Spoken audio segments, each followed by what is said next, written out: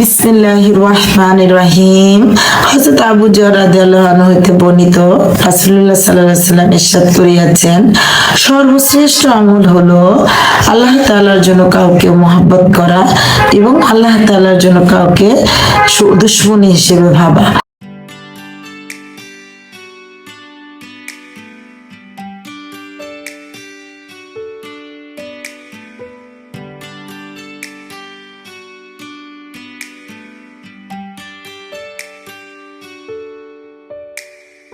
বিসমিল্লাহির রহমানির রহিম।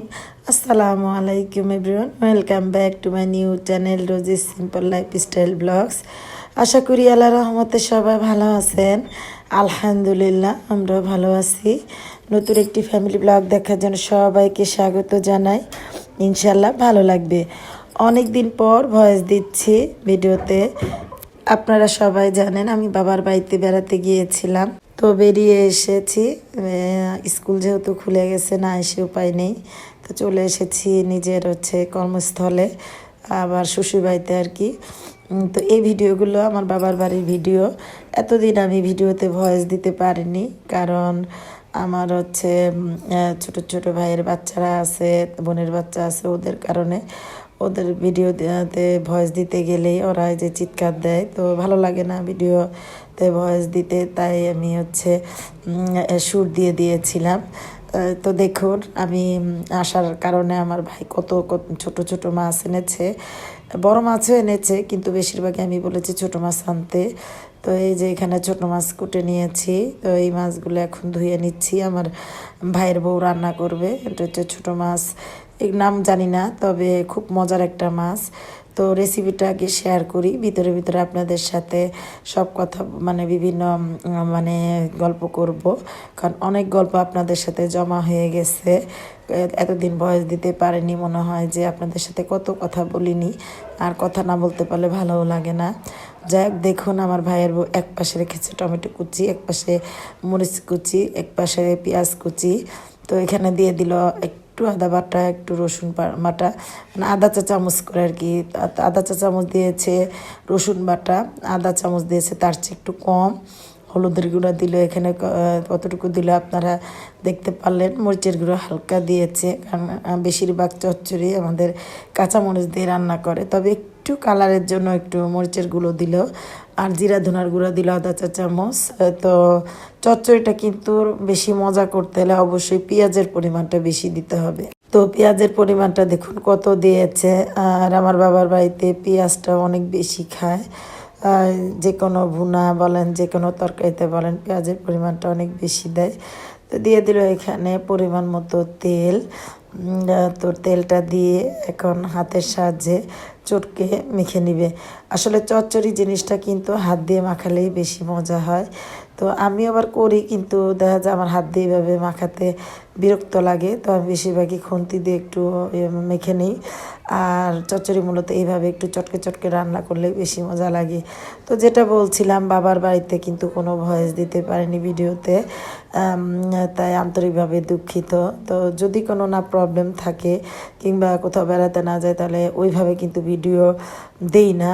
তো এভাবেই দিই, ভয়েস সহকারে দিই। কিন্তু ওই যে আপনাদের সাথে একটু জুড়ে থাকার জন্য ভিডিওতে ভয়েস না দিয়ে ওইভাবে সুর দিয়ে ছেড়েছি। যাই হোক, আমি কিন্তু আপনাদের সাপোর্ট দেওয়ার চেষ্টা করছি, ইনশাল্লাহ আপনারাও দেওয়ার চেষ্টা করবেন আমাকে। এই যে চটকানো হয়ে গেছে, এখন গুঁড়া মাছটা দিয়ে দিচ্ছে। তো বাবার বাড়ির অনেক ভিডিওই জুড়ে আছে আর কি, আমার জমে আছে, এখনও ছাড়তে পারিনি। ইনশাল্লাহ আমি কিন্তু আস্তে আস্তে একের পর এক আপনাদের সাথে ছাড়বো। তো এই যে যদিও এখন নিজের বাড়িতে এসেছি, নিজের বাসাতে, কিন্তু তারপরেও কিন্তু বিভিন্ন ভিডিও এখনও রয়ে গেছে মোবাইলে, তো ওগুলো এক এক করে ছেড়ে দেব। তো এই যে হালকাভাবে একটু নেড়ে সুন্দর করে সেট করে দিয়ে, বেশি পানি দেওয়া হবে না, সামান্য একটু পানি দিবে, আপনাদের সাথে শেয়ার করব অবশ্য। তো যেটা বলছিলাম, যে ছোট বাচ্চা থাকলে আর কি যেমন হয়। আর গতকালকেও ভিডিওটা ছাড়তে পারিনি, কারণ বাসা থেকে বাবার বাড়ি থেকে এসে অনেক কাজ জমা ছিল, প্লাস স্কুলের রেজাল্ট দিতে হচ্ছে, বই আনতে হয়েছে। আজকে যেমন বই আনতে গিয়েছিলাম, মানে বিভিন্ন কাজে জর্জরিত, একটু সময় পাচ্ছি না কোনো কিছু করার। আর বাসাতে যদি 10 দিন না 11 দিন না থাকি তাহলে বুঝেন বাসার কি অবস্থা, একদম বাজে অবস্থা। ইনশাল্লাহ আপনাদের সাথে শেয়ার করব। তো এই যে চচ্চড়িটা কিন্তু মাখানো অলরেডি হয়েও গেছে, দেখতে কি সুন্দর লাগছে আমার কাছে। তো এই যে সামান্য একটু হাত দিয়ে একটু পানি দিয়ে দিল আমার ভাইয়ের বউ। ওর হাতের রান্নাগুলো অনেক মজা হয়, আমার ভাইয়ের বউদের হাতের রান্না কিন্তু অনেক মজা। আপনাদের একটু খাওয়াতে পারতাম তাহলে দেখতেন। এই যে ছোটো মাছের চচ্চড়িটা দেখতে কিন্তু অনেক সুন্দর লাগছে, মনে হচ্ছে এখনই খেয়ে ফেলে। খেতেও কিন্তু অনেক মজা হয়েছিল, ইনশাল্লাহ আপনাদের সাথে শেয়ার করব। তো রান্নার সময় আর ভিডিও করতে ভুলে গিয়েছিলাম। তো একদম এই যে পারফেক্ট চচ্চড়ি, এটা হচ্ছে কি যে রান্নার পরে আমরা খেতে বসেছি।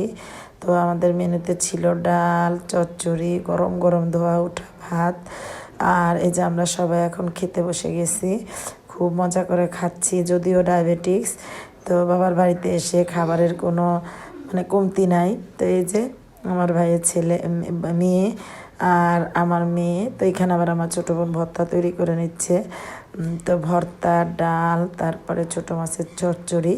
আমি আবার একটু চচ্চড়িটা খেয়ে চেকে নিচ্ছি, খুব মজা লাগছিল। তো খেতে খেতে আপনাদের কাছ থেকে বিদায় নিয়ে নিব। যদি ভিডিওর কোনো জায়গায় একটু ভালো লাগে একটু লাইক দিবেন, পাশে থাকবেন। তবে অনেকের ভিডিও কিন্তু আমি আস্তে ধীরে দেখি, অনেক সময় আগের দিন না দেখতে পারি, পরের দিন দেখে দেই, একটু চেক করে দেখবেন। ইনশাল্লাহ কমেন্টসও করে দিই। যাকে ভর্তা তারপর অন্যান্য তরকারি দিয়ে ভাত খেয়ে নিচ্ছি। যদি আপনাদের ইচ্ছায় আসতে পারেন শেয়ার করবো ইনশাল্লাহ। তো যদিও চলে এসেছি বাবার বাড়ি থেকে, তারপরেও একটু লোভ লাগালাম আর কি। যাক, একটু দুষ্টুমি করলাম, কিছু মনে করবেন না। তো গরম গরম ভাতের সাথে খেতে বেশ মজা লাগছিল। তো আজকের ভিডিওটা এই পর্যন্ত। তো আবারও বলছি, যদি ভালো লাগে কোনো জায়গায় একটা লাইক দিতে পারেন। আর যারা নতুন চ্যানেলে আসছেন তাদেরকে ধন্যবাদ।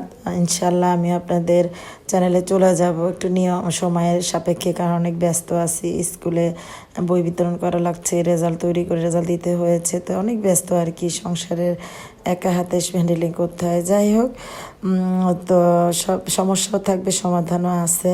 তো ইনশাল্লাহ আমি আপনাদের পাশে থাকবো। তো আজকের ভিডিওটা এই পর্যন্তই। সবাই ভালো থাকবেন, 5 ওয়াক্ত নামাজ পড়বেন, কোরআন শরীফ পড়বেন। আল্লাহ হাফেজ, আসসালামু আলাইকুম।